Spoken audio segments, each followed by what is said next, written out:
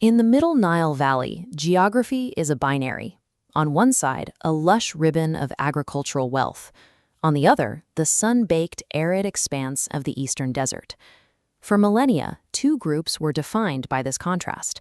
Settled farmers lived on the riverbanks, while nomadic Cushitic tribes occupied the wasteland beyond. This map shows the constant pressure created by that scarcity. Because the desert could not support their population, the nomadic tribes looked inward to the river surplus, launching raids as a basic requirement for their own survival. This resource imbalance turned the region into a zero-sum war zone. Stability for the farmer was, by definition, a threat to the nomad. By the 4th century BC, a Kushite king named Waharsiotef attempted to break this cycle through force. Waharsiotef went on the offensive, launching massive military campaigns deep into the desert to strike the nomads in their own territory.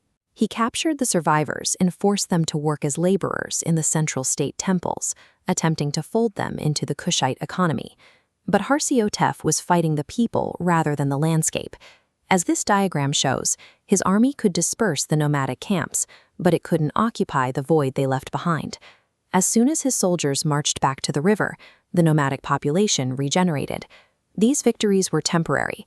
By settling for border defense rather than geographic control, Waharsiotef left the state vulnerable to centuries of expensive, renewing conflict. Over time, those disorganized raiders unified into a regional power known as the Blemmies. The Blemmies shifted their strategy. They moved away from hit-and-run raids and toward the permanent occupation of critical economic sites. They targeted the eastern desert's emerald and gold mines. By seizing these resources, the Blemmies moved from nomadic poverty to managing a wealthy mining syndicate. They used this territorial control to establish a blockade across the trade routes. As the map shows, they cut off the flow of goods from the capital of Meroe to its markets in Rome, starving the empire of revenue. This economic isolation was more effective than any raid. By cutting the trade routes, the Blemmies effectively dismantled the Kushite state. By the mid-4th century, Meroe was bankrupt and defenseless.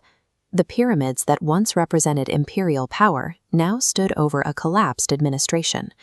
The situation became so unstable that the Roman Emperor Diocletian formally withdrew his legions from the lower regions, surrendering the territory to the desert tribes. The final physical collapse came from the south. The king of Aksum invaded, sweeping through the hollowed-out Kushite territory with little resistance. With the central state gone, the Blemmies moved down from the mountains to physically occupy the Nile Valley. These nomadic kings took over the riverbank temples, utilizing the traditional architecture and religious sites to legitimize their own rule over the Nilotic people. The desert had moved into the river valley. The geographic buffer that Waharsiotef failed to secure had finally vanished. But resistance eventually coalesced under a formidable new Nilotic power, the Kingdom of Nobatia, led by King Silko. Silko looked at the failed strategies of the past and concluded that assimilation and temporary punishment had both misjudged the threat. He pursued a strategy of total geographic eviction. Silko launched 3 campaigns that pushed the Blemmies out of the river settlements. As the map shows, his forces invaded their mountain strongholds and burned their desert outposts, scrubbing their presence from the Nile corridor and forcing them back into the deep east. This wasn't just a military victory, it was a geographic reset. By physically separating the nomads from the river valley, Silko secured the state's survival. This victory was carved into the Kalapsha temple, serving as a permanent record of the Nilotic resurgence. In this Greek inscription, Silko boasts that he finally drove the Blemmies from the valley, securing the river for his own people. We can see the impact of this defeat in a rare surviving letter from the Blemmian king, Fonin, written years later. After centuries of economic dominance, Fonin's letter shows a king in exile, reduced to asking the Nobatians or the return of his captured livestock. By securing the trade routes and the riverbank, Silko provided the stability that allowed the unified Christian Nubian kingdoms of the Middle Ages to flourish. The 1,000-year struggle suggests that in the Middle Nile, whoever manages to insulate the river corridor from the desert's reach is the one who endures.